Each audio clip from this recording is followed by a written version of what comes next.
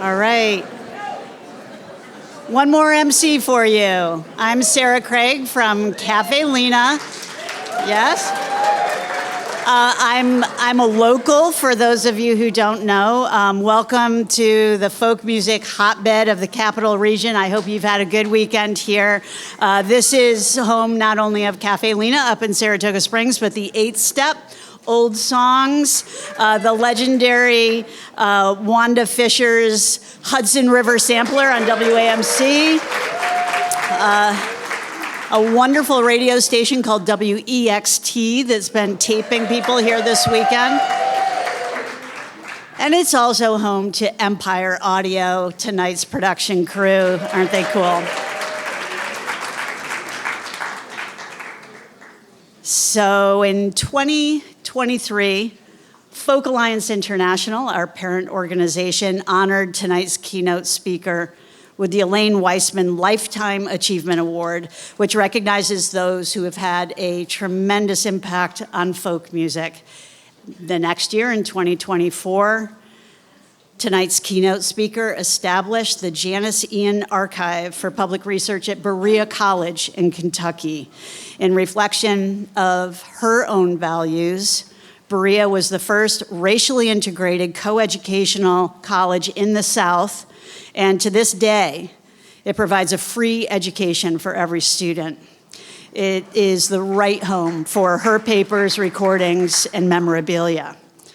Then this year, in 2025, her life story was explored on public television with Breaking Silence, part of the American Masters documentary series, exploring the lives, works, and creative processes of outstanding American artists and cultural figures. These recognitions follow 10 Grammy nominations, 2 wins, and songs that probably everybody in this room can at least sing part of. It's especially exciting to have her with us this year because she's a model of courage, stubbornness, and integrity, the best tools that we have to see us through challenging times. During her 6 decades on the national stage, she's been celebrated, threatened, adored, knocked down financially and physically, and through it all, she's never wavered in her artistic commitment to truth, hope, and love. She is 4 foot 10 inches tall. She started her life on a chicken farm in New Jersey. She dropped out of high school because she was busy earning a living on stage. She's the one who wrote Society's Child at age 14. She wrote At 17 a few years later. She came out as anti-racist and gay when, in the words of Flann O'Brien, it was neither profitable nor popular. And she started her own record label. I believe I have observed that Janis Ian believes in us, in the music we make, and in the possibilities of songs to heal people individually and collectively. She may be the biggest, strongest ally we'll ever have. Please welcome tonight's keynote speaker, chart-topping, world-famous singer-songwriter, Janis Ian.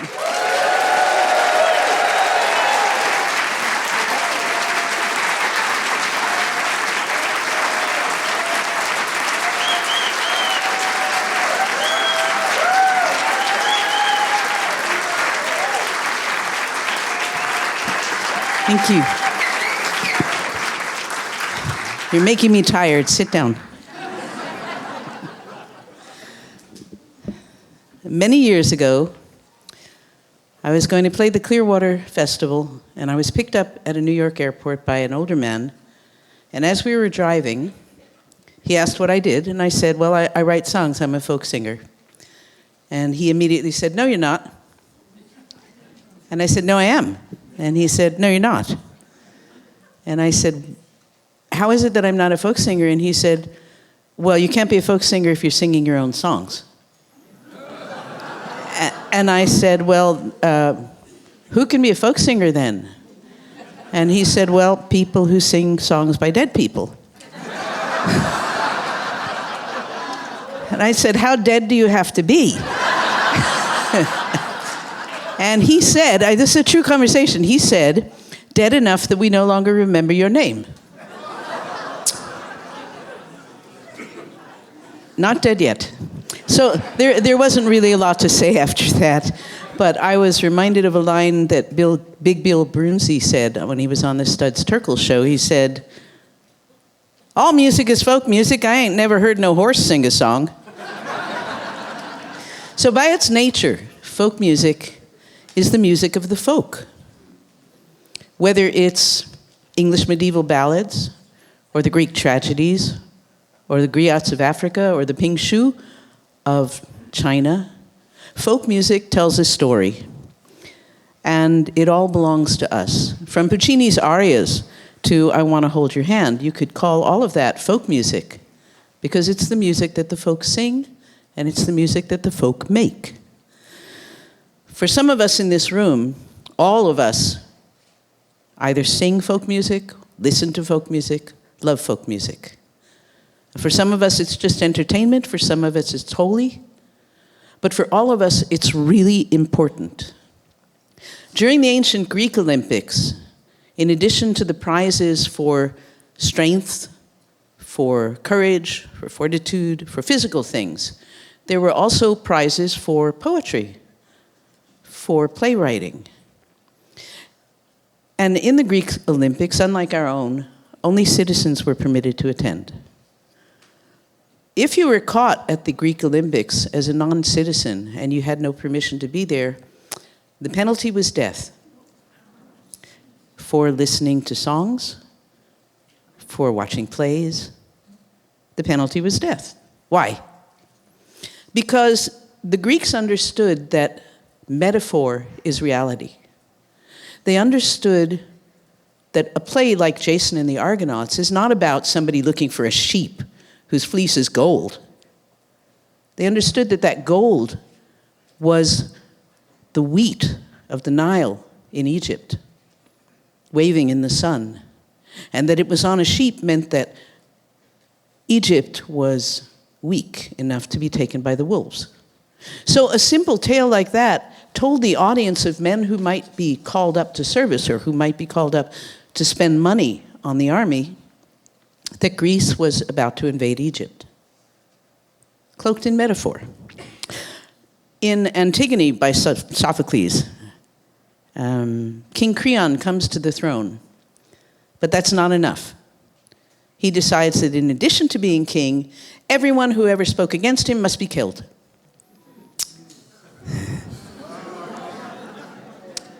And he kills the brother of Antigone. He murders him because the brother of Antigone was, in his eyes, a traitor, because the brother of Antigone stood against the crown. Now, if you were a traitor, you weren't allowed to be buried. You weren't given funeral rites. Instead, you were left out naked for the crows in the carrion. But Antigone decided that there was a higher law than that of the king. She decided that the law of morality trumped it, as it were. And so, she buried her brother with full funeral rites. Well, King Creon heard this, and he decided she should also be dead, walled up, and left to starve. So he put her in a cave, and they built a wall, and then his son, in true Greek, amazingly intricate stuff, his son was engaged to Antigone, and his son heard about this, and he went to his father and he pleaded and said, "Please, do not do this. Don't tarnish the crown this way." And then Tiresias, a philosopher, came to the king and said, "The gods are already angry with you.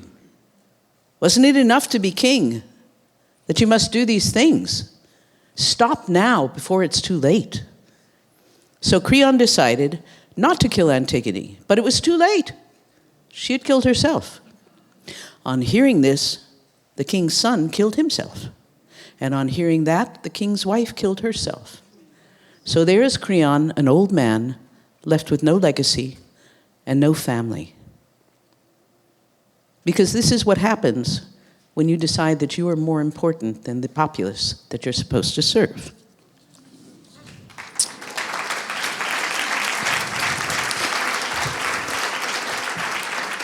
A play like Antigone reminded the Greeks of the danger of kings, and it opened a discussion on the power of kings and whether there should be limits on that power. It was produced in around 450, 440 BCE, so Greece was still city-states. There was no king at that point, but it was a warning for them then, and it is a warning for us now. Which brings us back to art. All great art calls for a change. Whether it's Guernica depicting the horrors of war, or Leader of the Pack saying that a rebel on a motorcycle is just as worthy of love as anyone else, all art calls for change in the status quo. Change for the better good, change to free us from the demands of an unjust system, because it's always in the interests of the system to keep us uneducated and ignorant. And when we rise up against that system, to cower us into submission through fear, through humiliation, through whatever channels they may be able to grasp. But folk music has always railed against compliance throughout its history. It's the same as the medieval minstrels coming from London and going to small towns and telling the truth of what was really going on in London. Because you didn't dare say, Henry has gone too far now. It's too many wives. He's gone too far. You didn't dare say that because that was hanging. But instead, you have the minstrels singing about how Anne Boleyn walks the bloody tower with her head tucked underneath her arm at the midnight hour.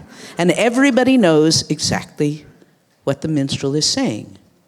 Railing against compliance yet again. And that King Henry, who seemed so powerful in his lust for Catherine of Aragon, declares himself above the Pope, declares himself on a level with God, strips the monasteries, takes their money, takes their power.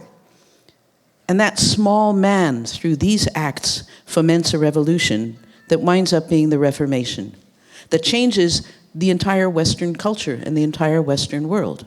So I have to believe that through the acts of small-minded, petty men, great growth can come.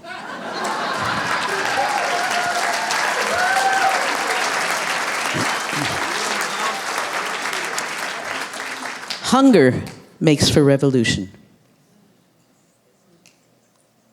Starvation makes for revolution. But through it all, through every revolution, through every Holocaust, through every genocide, folk music has been there.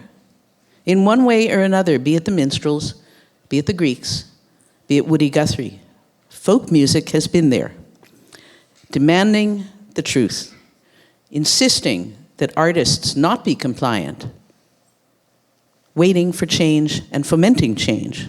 So, should we all be writing revolutionary songs? Should every one of us be a Phil Oakes or a Tom Paxton, able to grasp the news and stick it into 8 stanzas or 6 stanzas or 4 stanzas and make people stand up and rise up? Any artist in this room knows that we are not nearly as in control of our talent as we would like to think. We all have our strengths and our weaknesses. Diane Warren has a great strength for commercial songwriting. She's astonishing. Ed Sheeran writes songs that make you believe love is always possible. My talent is that I am able to say things that make people uncomfortable when they say them themselves and give them a voice. Those are talents, and you can't disregard them, just like Phil's talent was to take the newspaper and write a song about it. We all have our particular gifts, and no one's gift, like no one's vision, is the same as any other's. But through those gifts, through our differences, we hold certain things in common. We want to communicate. There is no artist who works in a void. We are omnivorously curious. We go down the rabbit hole. We don't worry about where it's going or where it leads or where it will end. We just go down it for the fun of it. And we are familiar with the shadows. Maybe that's part of why we bend towards sedition, because we are all too familiar with how quickly night can fall. The darkness can consume us.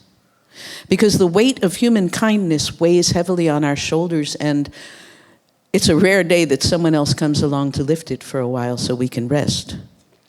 I would not presume to tell someone else where to hone their talent or how to hone their talent. But I would presume to say a few things to a room filled with people who care about other people, who care about what this country and this people will be after we are gone, who care about what happens to the less fortunate, and who are called upon as artists and listeners to represent the best in humanity, to show kindness where there is none, to remain worthy when surrounded by swine, to be humble in the face of arrogance, to remain strong when all appears lost, to be mindful of our talent and the good it can do. So I ask you, my colleagues, my friends, to place yourselves at risk, to speak truth to power, be it your next-door neighbor, someone in your family, or writing letters to the Times or wherever you can write, to challenge those around you who can't seem to understand that the darkness has come again and we are yet again called to defend ourselves and to shed light on it. If you think you're tired, I am 74 and I am good goddamn tired. But there's nowhere in the book of life that says you get to rest. There's nowhere that says you get to stop. And if I, as my wife keeps pointing out, get to spend my life during interesting times, I mean, frankly, I could do with a little less interesting myself, but so be it. So I ask you to refuse to be compliant, both in your life and in your work, to stand up and be counted, because no mistake, history is watching. It will judge us, as it has judged HUAC, as it has judged the Holocaust. It will judge us. And if we sit still, that judgment will be awful. To stand up and be counted,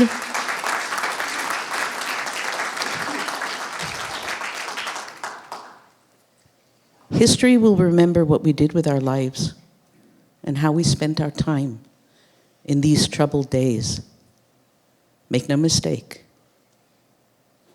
And remember that, as has happened over and over and over again, in just a few years, the most powerful people on earth will be nothing but dust. Thank you.